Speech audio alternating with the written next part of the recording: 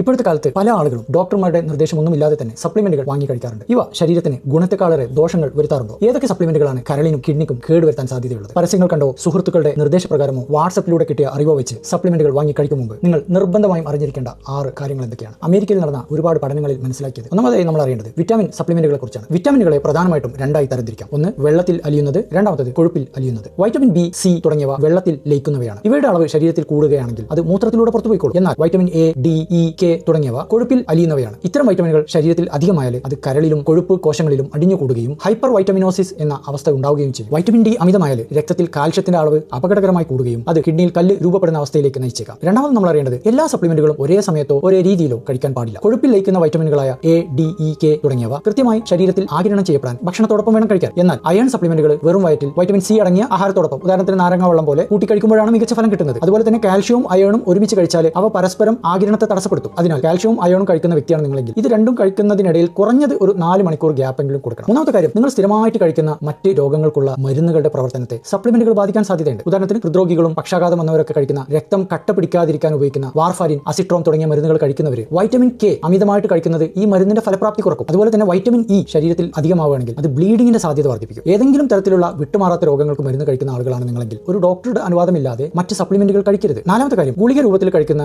സപ്ലിമെന്റുകൾക്ക് ഒരിക്കലും നമ്മൾ കഴിക്കുന്ന ബാലൻസ്ഡ് ആയിട്ടുള്ള ഭക്ഷണത്തിന് പകരമാവാൻ കഴിയില്ല. പ്രകൃതിയിൽ ഉള്ള ഭക്ഷണങ്ങൾ, അതായത് പഴങ്ങൾ, പച്ചക്കറികൾ, ധാന്യങ്ങൾ, ഇതിലൊക്കെയുള്ള പോഷകങ്ങൾക്കൊപ്പം ഫൈബറുകളും ആന്റി ഓക്സിഡന്റുകളും ഒക്കെ അടങ്ങിയിട്ടുണ്ട്. ഇതെല്ലാം കൂടി ചേരുമ്പോഴാണ് ശരീരത്തിൽ ഒരു മെറ്റബോളിക് പ്രവർത്തനങ്ങൾ എളുപ്പമാവുന്നത്. ലാബിൽ നിർമ്മിക്കുന്ന സിന്തറ്റിക് വൈറ്റമിനുകൾക്ക് ഈ ഒരു ഫുഡിന്റെ വെറൈറ്റി ഒരിക്കലും നൽകാൻ കഴിയില്ല. അഞ്ചാമത്തെ കാര്യം, എല്ലുകളുടെ ആരോഗ്യത്തിന് വേണ്ടി പലരും വർഷങ്ങളായിട്ട് കാൽഷ്യം ഗുളിക കഴിക്കാറുണ്ട്. അമിതമായ അളവിൽ കാൽഷ്യം സപ്ലിമെന്റുകൾ കഴിക്കുമ്പോൾ രക്തധമനികളിൽ കാൽഷ്യം അടിഞ്ഞു കൂടുന്നതിന് കാരണമാകും. ഇത് ധമനികളുടെ ഇലാസ്തികത നഷ്ടപ്പെടുത്തും, ഹൃദ്രോഗ സാധ്യത വർദ്ധിപ്പിക്കുകയും ചെയ്യും. കാൽഷ്യം ആവശ്യത്തിന് ലഭിക്കാൻ പാലും പാലുൽപ്പന്നങ്ങളും പച്ചക്കറികളും കഴിക്കുന്നതിന് മുൻഗണന നൽകുക. സപ്ലിമെന്റുകൾ ഡോക്ടർമാർ നിർദ്ദേശിച്ച അളവിൽ മാത്രം കഴിക്കുക. ആറാമത്തെ കാര്യം, പല രാജ്യങ്ങളിലും ഹെൽത്ത് സപ്ലിമെന്റുകൾ കൃത്യമായ ഒരു കൺട്രോൾ നിയമങ്ങൾക്ക് കീഴിലല്ല വരുന്നത്. ഇപ്പോൾ നമ്മൾ കഴിക്കുന്ന ജീവൻ രക്ഷാ മരുന്നുകളൊക്കെ കൃത്യമായ ക്ലിനിക്കൽ പഠനങ്ങൾക്കും പരിശോധനകൾക്കും ശേഷമാണ് നമുക്ക് കിട്ടുക. എന്നാൽ സപ്ലിമെന്റ് ഉൽപ്പന്നങ്ങൾക്ക് പലപ്പോഴും ഇങ്ങനെ ഒരു ചെക്കിംഗ് ഒന്നും ഉണ്ടാവില്ല. സപ്ലിമെന്റിന്റെ ലേബലിൽ പറയുന്ന അളവിലുള്ള പോഷകങ്ങൾ ആ സപ്ലിമെന്റ് ഗുളികക്കകത്ത് ഉണ്ടോ ഇല്ലയോ എന്നുള്ളത് പല ബ്രാൻഡുകളിലും ഉറപ്പില്ല. ഇനി നമ്മൾ എന്താണ് ചെയ്യേണ്ടത്? നിങ്ങൾക്ക് സപ്ലിമെന്റുകൾ ഉപയോഗിക്കണം എന്ന് നിർബന്ധമാണെങ്കിൽ ശാസ്ത്രീയമായിട്ടുള്ള ചില നിയമങ്ങൾ പാലിക്കണം. ഒന്നാമത്തത്, ബ്ലഡ് ടെസ്റ്റ് നിർബന്ധമാണ്. വൈറ്റമിൻ ഡി, വൈറ്റമിൻ ബി12, അയൺ ഇതിന്റെയൊക്കെ കുറവുണ്ടോ എന്നറിയാൻ രക്തപരിശോധന നടത്തുക. ലക്ഷണങ്ങൾ മാത്രം നോക്കി ഒരിക്കലും സ്വയം ചികിത്സിക്കരുത്. രണ്ടാമത്തത്, ഡോക്ടർമാർ പറയുന്ന അനുസരിച്ചുള്ള